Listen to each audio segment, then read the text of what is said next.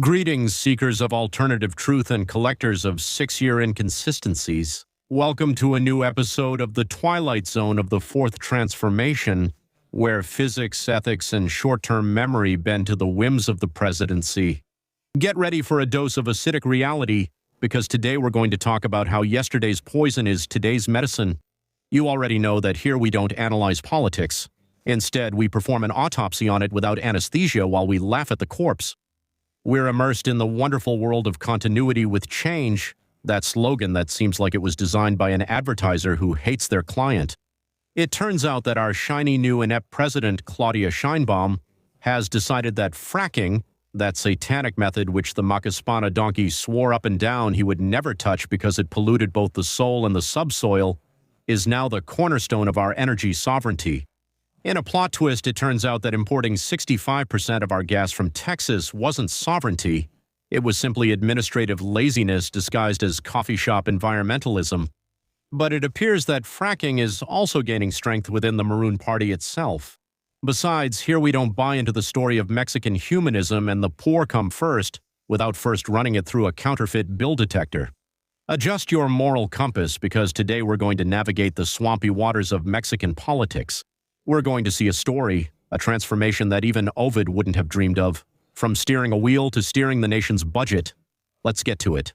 Do you remember those romantic times when fracking was considered the very devil incarnate in the form of a drill? When our champions of morality shouted from the rooftops that drilling into the earth was an ecocide worthy of a cartoon villain? Let's listen to Luisa Maria Alcalde herself. Fracking is a procedure through which gas is extracted from rocks called shales that are found at great depths, like 1,500 meters underground. They started to see how they could extract these gases. First, they tried using explosives, but they found that they couldn't extract the gas that way. So, they finally discovered that if they injected thousands of liters of water at high pressure, they could break apart the rock and extract gas. But for that, they needed about 260 chemicals mixed with the water. So, what happens then? To be able to extract gas from a single well, we're talking about needing between 15 million and 19 million liters of water per well. Now, it's also been proven that the well actually has a very short productive life, no more than 10 years. What are the problems? On one hand, the economic costs. On the other hand, the environmental costs, the amount of water required, and obviously the social costs. That's why, because of all these issues, it has been banned in many countries around the world. It's banned in England, in France, in Canada. It's banned in some states in the United States, but not here. Apparently, we're going all in. Well, scratch that, because in the Mexico of continuity with change, science has worked a miracle. Fracking is no longer bad. Now it's energy sovereignty with a touch of cutting-edge technology.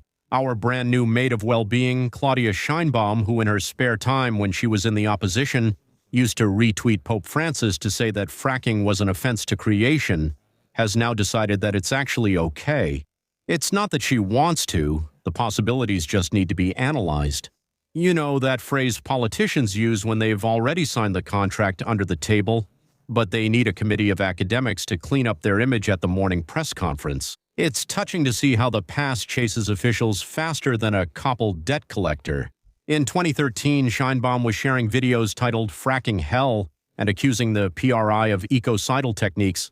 But today, sitting on the throne, she tells us with a smile that there are now new methods that use less water. What a plot twist. Water injected under pressure to break up the subsoil is now almost like holy water for well-being. The funniest thing isn't the lady's change of mind, but the deathly silence from her cronies.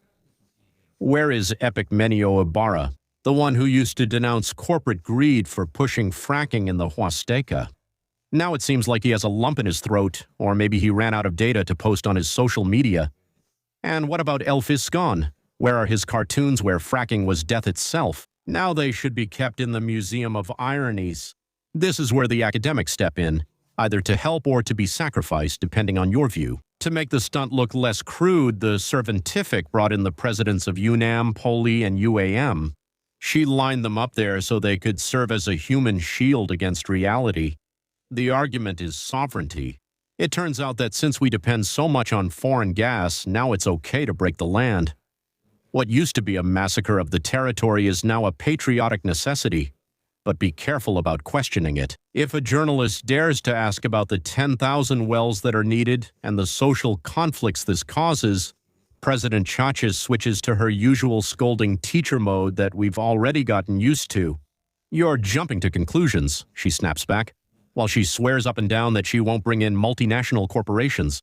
Of course, because Pemex, with its legendary efficiency and endless debt, is going to develop space technology to do eco-friendly fracking without anyone's help for sure. But memory is the worst enemy of the fourth transformation. In this government, consistency is a luxury no one can afford. Watching Morena's paid journalists go from "fracking is turning our land into hell" to staying silent is a masterpiece of political shape-shifting. At the end of the day, fracking is still what it always was. A technique that devours water, irreparably fractures the subsoil, and ties us to fossil fuels. It's just that now the ones doing the drilling are wearing maroon vests. And if the subsoil breaks, well, it breaks with the scent of transformation. Just imagine the scene. The inept president wakes up, looks to the north, sees that Texas is swimming in gas thanks to hydraulic fracturing, and says, "What if we also break some rocks?" Eureka, they've discovered that the Burgos Basin exists and that it covers Coahuila, Nuevo León, and Tamaulipas.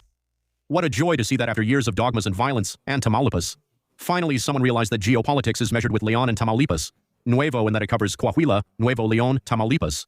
The basin, Nuevo León, Tamaulipas. Coahuila, León, and Tamaulipas. Coahuila, Nuevo.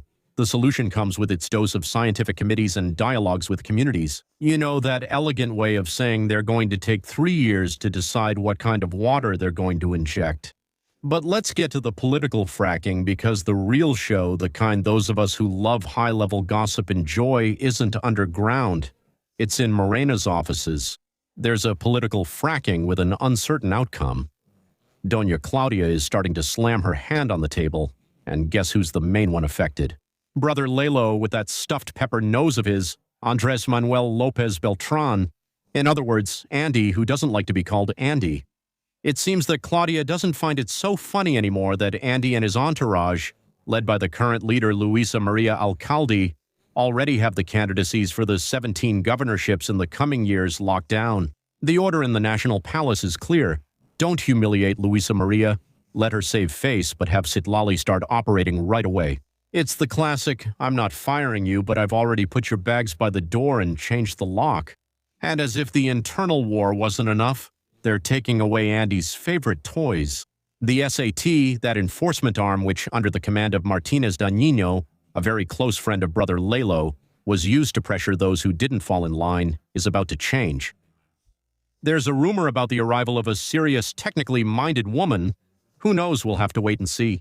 But the juiciest part, and what should have several people in Morena buying adult diapers, is the shadow of OFAC, which is the Office of Foreign Assets Control of the United States Department of Justice.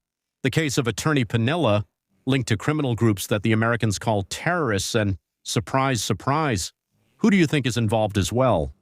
Exactly.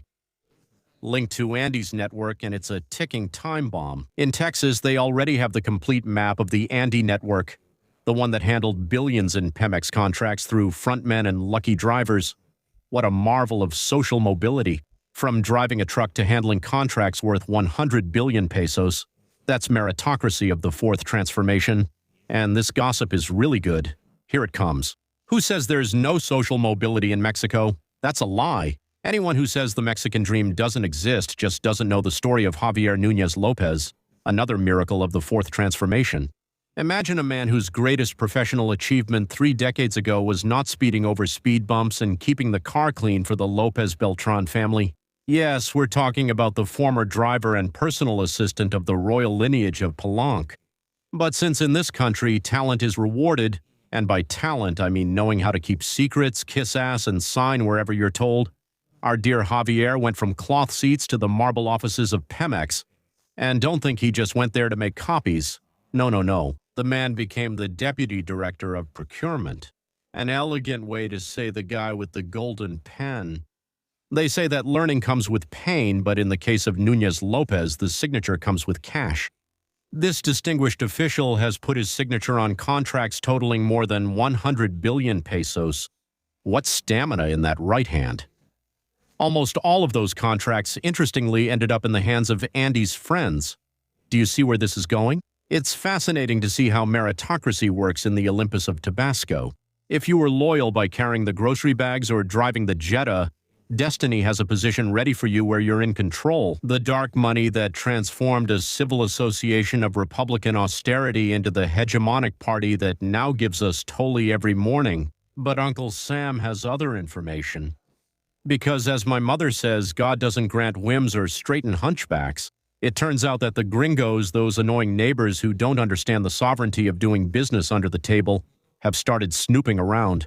The United States Department of Justice and the United States District Court for the Southern District of Texas have already set their sights on a bribery scheme. They're talking about a certain Alfonso Wilson handing over between $1.5 and $3.5 million to a Pemex official. And guess where all the arrows are pointing?